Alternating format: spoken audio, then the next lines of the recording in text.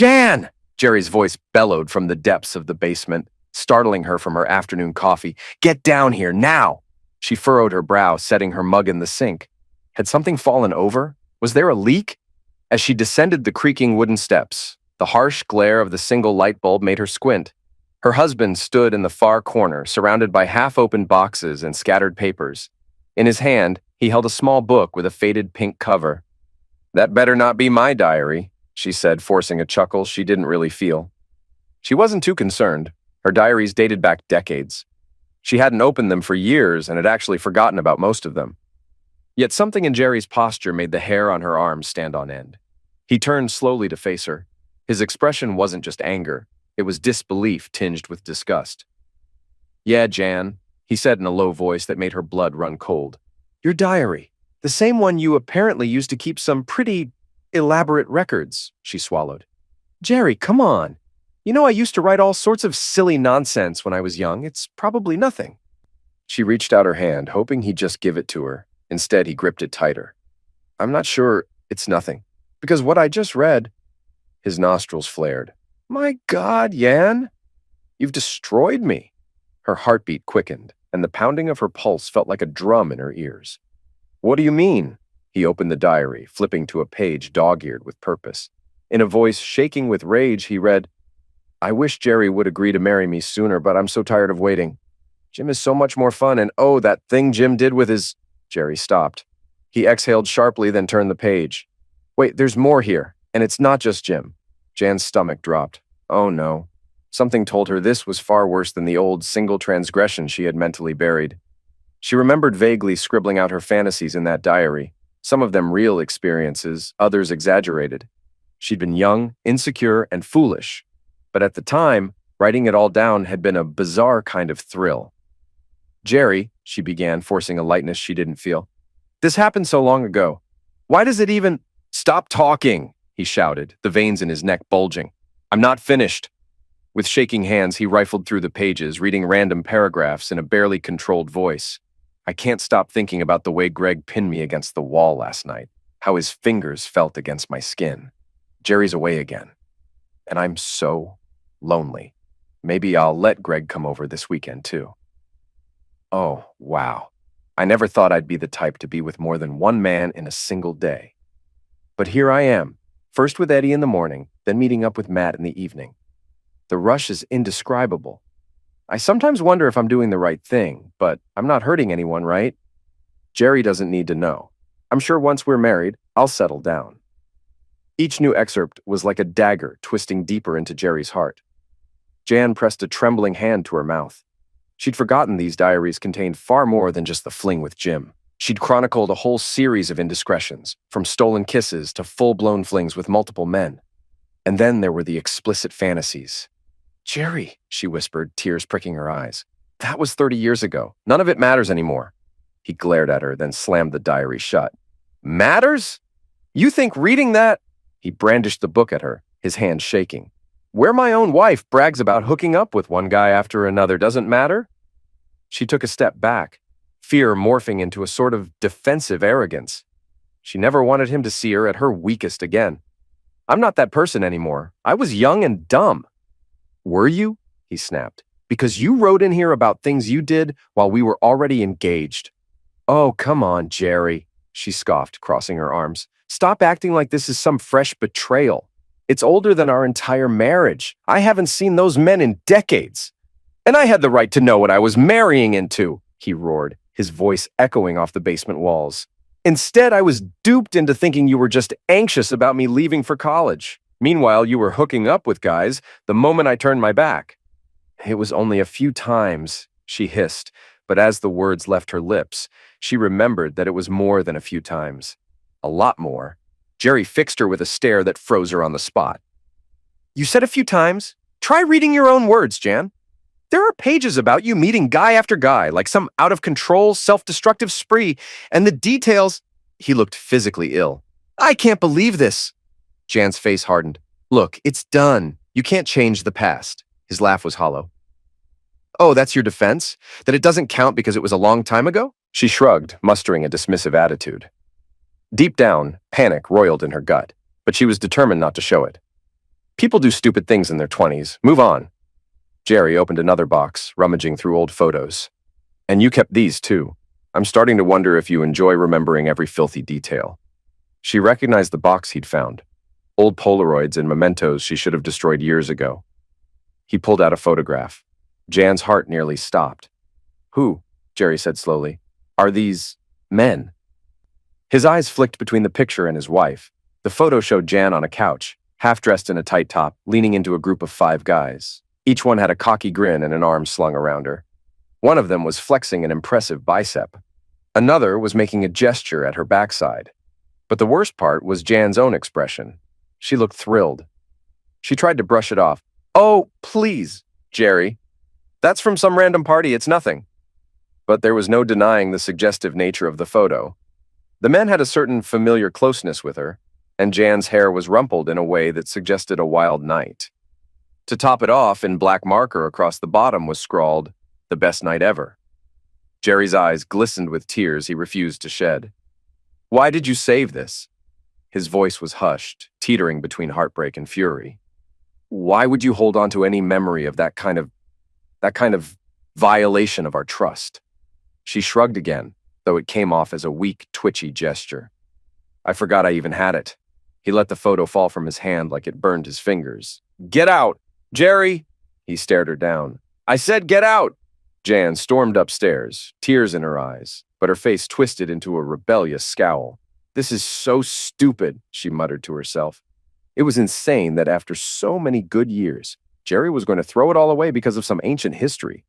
Why did he have to go snooping around in the basement anyway? Jerry emerged moments later carrying the open diary and a handful of photographs. You're going to your parents, he said flatly. His calmness was more terrifying than the yelling had been. You can't just banish me. I live here too. Not anymore, not until I figure out what to do with all of this. He gestured to the diary. Do you realize how humiliating this is? For 30 years, I've believed in a marriage that might have been a lie from day one. She rolled her eyes. My God, Jerry, if it was a lie, then why did we have such a good life? He trembled, each breath ragged. Was it a good life, though, Jan? Or did you just get bored with cheating and decided I was the safe bet? This is exactly what I'm talking about, she snapped. You're blowing everything out of proportion. So I had a wild streak when I was younger. Big deal. People change. Jerry's lips thinned. Pack your things, or I'll pack them for you. Jan wanted to keep arguing, but one look in his eyes told her he was dead serious. She reluctantly turned and headed to their bedroom. While shoving clothes into a suitcase, she heard him pacing outside the door. Just before she zipped up her bag, she spotted a family photo on the nightstand. Jerry, their daughter, their son, and her. She remembered the day it was taken. They were all laughing, wearing matching sweaters, looking so perfect. She took the photo in her hand, closed her eyes, and whispered, He'll calm down. He has to. Out in the driveway, Jerry stood at the front door with an expression like granite. She hauled her suitcase to the car, head held high. Before she got in, she glared at him. This is ridiculous, she said, and you'll regret it. He swallowed, but didn't respond. As she drove off, she looked in the rearview mirror to see him standing there, the diary clutched in his hand. She hated him in that moment almost as much as she hated herself. Word spreads fast in a small town. By the time Jan reached her parents' house, her phone was blowing up with messages from friends. He's telling everyone at the bar what he read one text from a close friend, Linda. Are you okay? Jan cursed under her breath. So, Jerry wasn't just wounded. He was airing their dirty laundry in public. He's humiliating me. She shoved her phone away. She'd deal with that later. Her parents were both in their 80s, and they adored Jerry like a son. They looked shocked and a little pale as Jan explained, through gritted teeth, that Jerry had found old diaries. She didn't go into specifics, just said that he was overreacting to some affairs I had before we were married. But sweetheart, her mother said, confusion evident, if it was before you were married, why is he so angry? It's complicated, Jan muttered, not wanting to reveal the part about multiple men, or that some of it might have overlapped with the engagement. She also skipped the mention of the explicit photo with 5 men. She could only imagine her father's face if he heard that. Meanwhile, Jerry was on a video call with both their adult children, telling them everything. Everything. Within hours, Jan's daughter was blowing up her phone. How could you do that to Dad? her daughter demanded, voice shaking with anger and confusion. Cheating on him with who knows how many men, that's disgusting! Jan bristled, an indignant flush rising to her cheeks. Watch your tone with me, young lady. Oh, so now you're going to be the stern mother? You can't hide behind mom mode anymore. Not after what you did. Dad showed us those diary pages. He literally scanned them. You wrote about hooking up with 5 men in the same week while you were engaged to him? Jan's hand tightened around her phone. It wasn't, it's out of context. And it was decades ago. Her daughter's breath hissed through the line. You lied to him. You lied to us. God, Mom, I always looked up to you. I can't believe I'm saying this, but right now, I'm disgusted. Then the line went dead. A few days later, Jan tried to salvage the relationship with her kids, especially with her daughter, who was still barely speaking to her. But then the final bombshell dropped. One afternoon, her daughter called in a voice that was eerily calm. Too calm. Mom, she said, I sent off for a DNA test. Jan froze, the memory of those diaries flashing through her mind. She remembered writing about hooking up with multiple men around the same time she and Jerry had gotten engaged. She remembered that timeline being precariously close to the conception of their daughter. But she always told herself it must be Jerry's child. Why else would she never mention it to him? What are you talking about? Jan asked, her throat dry. A simple DNA test. I've been wanting to do it for a while, for genealogical reasons. But you know what else it shows, right? Jan bit her lip. Honey, you're being irrational. Those at-home tests aren't even that accurate. Her daughter's voice hardened. They're accurate enough. Besides, Dad agreed to do it too. We'll see if it matches. Jan closed her eyes. Her world was spinning. All right, she said, barely above a whisper. You go ahead and do that. The wait for results felt like an eternity, and each day was more agonizing than the last. Jan prayed she was just paranoid, that Jerry was indeed the biological father. Because if he wasn't... The results came one afternoon while Jan was still at her parents' house. She felt her phone vibrate, saw her daughter's name, and answered. Mom, came the shaking voice on the other end. It says, I'm not Dad's daughter. Jan's heart shattered. For a moment she couldn't speak. She felt faint. Oh my God, it's true. How could you, Mom? Her daughter's voice was high-pitched on the verge of hysteria. My entire life is a lie. Dad is not my dad all this time. Did you know? Jan let out a choked sob. I suspected, but I wasn't sure. I thought I might just be overthinking. I'm sorry, I'm so sorry. She could hear her daughter crying. Dad's packing up his things. He's moving. I don't even know where. He's telling me he can't stay here in this town anymore. He wants to relocate near his parents in Florida or something. You have to fix this. How am I supposed to fix something like this? Jan cried, feeling dizzy. Your father is... Everything you know about him is real. He loves you. But he's not my biological father. This changes everything. And then the line went dead again. Jan drove back to the house she once shared with Jerry. She felt defiant, humiliated, terrified, the perfect swirl of raw emotions. When she walked in, she found Jerry standing in the living room, his eyes red from anger or tears, or both. You have nerve, he said quietly. Showing up here. She tossed her hair back, a defensive posture. I need my things.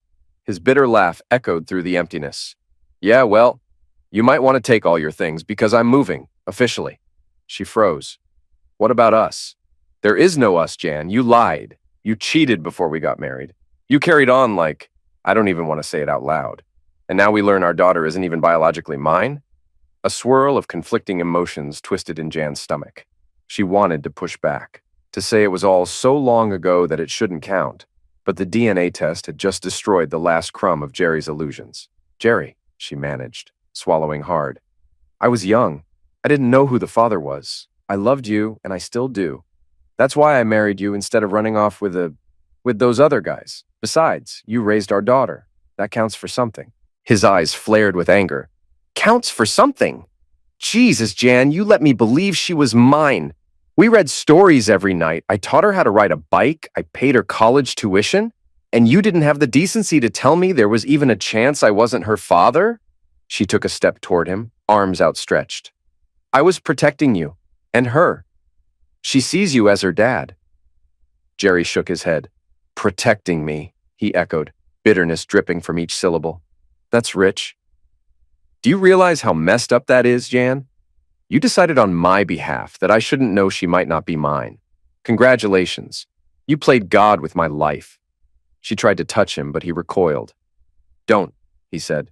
Don't even try. The only reason you came back here was probably to scrounge for pity or to salvage your reputation. His eyes flicked over her with contempt. Arrogant, selfish, that's what you are. Her anger flared. Oh, I'm arrogant? You're the one telling the whole town about this, humiliating me. Good, he snapped, voice rising. You deserve humiliation for the lies you told, for turning our life into a joke. Jan clenched her fists. Well, guess what, Jerry? You're not exactly a saint here airing our dirty laundry all over town. You think you're so high and mighty? He looked like he might explode, but then he forced himself to exhale. With surprising calm, he said, Leave now. She hesitated. But, he pointed to the door. Leave, or so help me, I'll call the cops and say you're trespassing. Her mouth twitched. She knew he wasn't bluffing, though she wanted to stay, to keep fighting. She turned on her heel and walked out, slamming the door behind her. As soon as she got in her car, she broke down, sobbing. Why are you crying? She asked herself. You did this. He's right. You did all of it. In a town of only 3,600 people, John's scandal was the talk of every diner, grocery store, and coffee shop. People whispered when she went to pick up groceries for her parents. Some gave her pitying looks. Others gave disapproving glares. She tried to ignore the murmurs. Did you hear about Jan? Turns out her daughter isn't Jerry's. I heard she was hooking up with 5 guys at once back in the day. Supposedly there's a photo, so scandalous. My friend's friend saw it. And on and on. One day she overheard a pair of women in the cereal aisle discussing how Jerry was definitely leaving for Florida and that Jan was getting what she deserved. She couldn't take it anymore. She abandoned her cart and fled. In the parking lot, her phone buzzed. It was her mother, frantic. Jan, get back here. Jerry's on the phone. He wants to talk to you.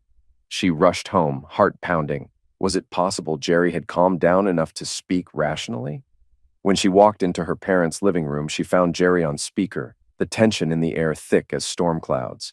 Jan's mother hovered by the phone, wringing her hands. Jan? Jerry's voice came through, sounding exhausted. I need a favor. She couldn't believe her ears. A favor? He sighed. Yes, I've had enough. I'm leaving for Florida next week. I need you to sign some papers so we can move forward with, a separation. Her stomach twisted. A separation? Jerry, don't do this. Sign them, he said, ignoring her plea. Or I'll file for divorce without any negotiation and you'll get nothing. Her parents exchanged horrified glances. Jan pressed her palms to her temples, frustration boiling over. So that's how you're going to play it? You'll leave me high and dry after 3 decades of marriage? He gave a short bark of a laugh. Actually, you left me high and dry the moment you decided it was fine to cheat on me all those years ago and lie about it. So sign the papers or I'll do this the hard way. Jan bit back a retort, tears burning at the back of her eyes. Fine, send them over. A few weeks passed with minimal contact between them. Jan retreated deeper into a bitter gloom, ignoring phone calls from nosy acquaintances. She also heard from a reliable source that Jerry had been out with none other than Susie, the ex-wife of Jim, the electrician from her diaries. That rumor made her seethe with jealousy and anger. How dare they? He's doing exactly what I did, she muttered, pacing her bedroom at her parents' house. Only difference is he's flaunting it. He wants me to suffer. In truth, Jerry had every right to see whomever he wanted. But the thought of him getting close to Susie, bonding over the mutual heartbreak caused by Jan and Jim, tore Jan up inside. It felt like a cosmic twist of the knife. Her phone vibrated, a message from an unknown number. You reap what you sow. Susie. Jan stared at the text, her blood boiling. I'm not going to engage, she told herself, even as she felt the urge to hurl her phone against the wall. But she typed out a reply anyway. Leave me alone. You have no business in my marriage. A minute later, the response came. It's not your marriage anymore, sweetie. He deserves better. Jan hissed in fury, but forced herself to stop responding. They can have each other, she thought, though her heart panged with regret. I never realized how quickly everything could crumble. On a cold Sunday morning, Jan decided to return to her house, she still saw it that way, and face Jerry one last time before he officially moved to Florida. She wanted to at least attempt closure, maybe beg him to keep the lines of communication open. She also harbored a tiny flicker of hope that he might realize their bond was stronger than these ancient mistakes. The driveway was half full of moving boxes. Jerry was supervising a friend who was helping him load them into a rental truck. As soon as he spotted Jan's car, his expression hardened. "Why are you here?" he said, walking up to her before she'd even shut her car door. The wind whipped at his hair, revealing deeper lines on his face, lines of stress, heartbreak, maybe hate. She stepped out, ignoring the curious stare of Jerry's friend. "We need to talk, alone." Jerry stiffened, then nodded curtly. Inside. They entered the living room, which looked so bare with all the furniture gone. Cardboard boxes lined the walls. The couch they'd cuddled on for years was already shoved into the moving truck. He crossed his arms. "Say what you need to say." She swallowed. "Jerry, please. I know I messed up, okay? And I'm sorry. But we've had 3 decades, 30 years of marriage. That should count for something. I made stupid, horrible choices when I was younger, but I've been faithful ever since. You know that," he snorted. "Actually, I don't know that, considering how well you hid this side of yourself." She took a step closer, ignoring his derisive tone.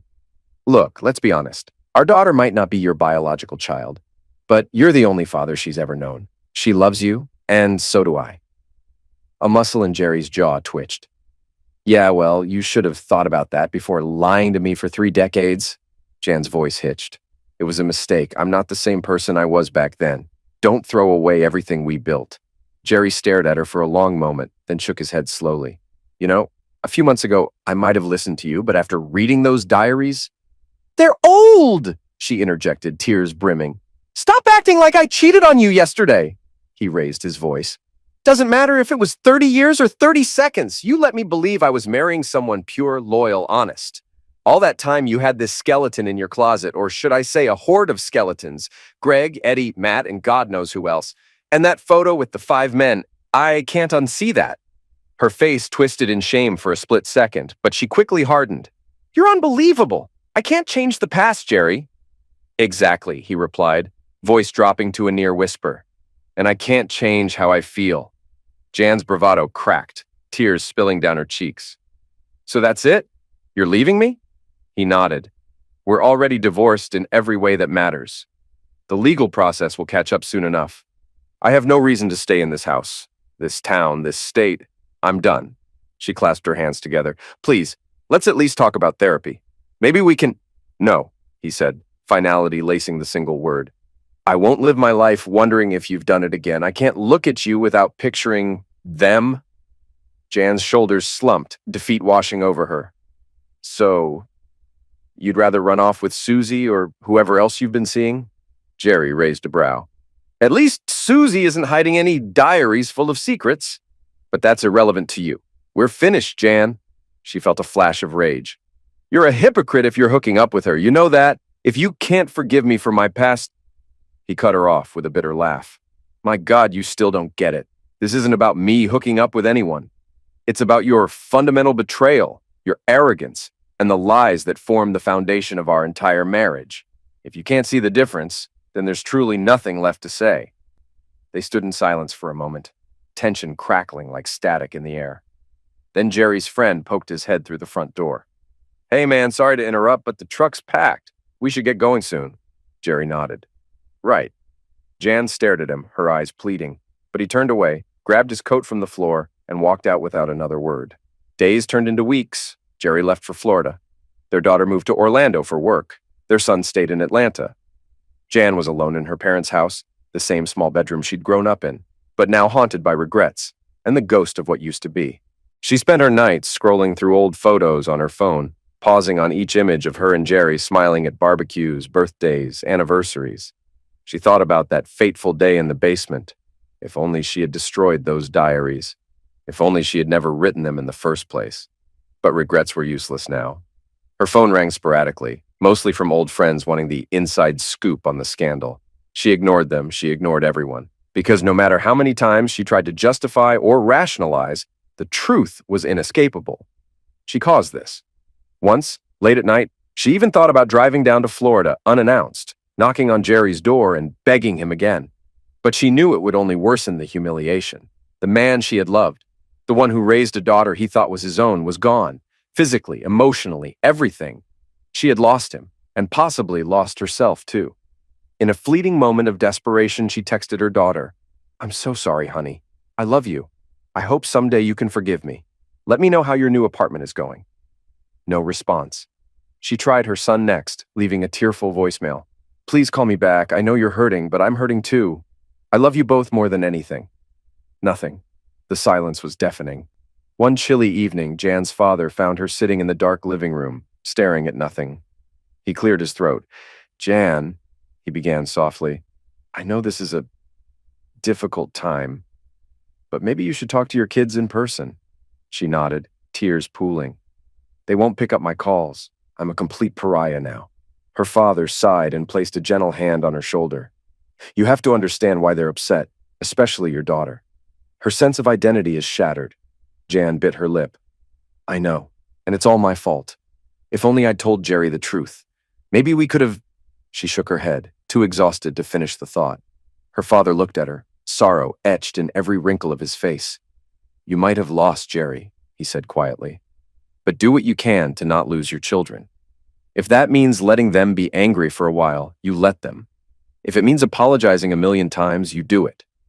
Don't let your pride or your resentment get in the way." Jan nodded, burying her face in her hands. "I don't know if they'll ever forgive me." He squeezed her shoulder. "Maybe not, but that doesn't mean you stop trying." Months passed, and Jan found a small part-time job at a boutique in town, mostly to keep herself from going stir-crazy. She lived with her parents, cooking meals for them, cleaning, distracting herself from the emptiness that lurked in her heart. Jerry was gone, somewhere near Tampa, building a new life. The last she heard, he was renting a small house by the water. Rumors swirled that he was still in touch with Susie. Some said they were just friends. Others said they were lovers. Jan tried not to care, but the thought of him moving on so easily gnawed at her soul. Her kids remained distant. The only semblance of contact was the occasional text from her daughter, curt and practical, about paperwork or tax documents. Her son never replied at all. Some nights Jan lay awake, replaying every moment of her past. She thought about that group photo with 5 guys, the time she bragged in her diary about hooking up with men while Jerry was away, the day she discovered she was pregnant but never fully considered the timeline. It was all so easy to dismiss back then, to say, it's the past, and move on. But now she understood that some pasts, no matter how far behind, never truly go away. They linger in boxes and diaries and old photos hidden in a basement, silent landmines waiting to detonate a lifetime later. As she drifted into a restless sleep on the old twin bed in her childhood room, she heard the echo of Jerry's voice. "You built our marriage on lies!" And maybe, she thought bitterly, maybe he was right. But in her dreams, she'd see the way he used to look at her with love and trust, the way they laughed at little inside jokes, the way they took turns driving their daughter to soccer practice. She'd wake with tears on her pillow, the heartbreak fresh each morning. And so life went on, fragmented, lonely, and filled with regrets.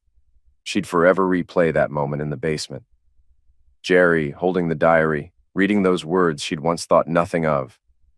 That moment, more than any other, shattered the illusion of the perfect marriage. And there was no way to rewrite that story.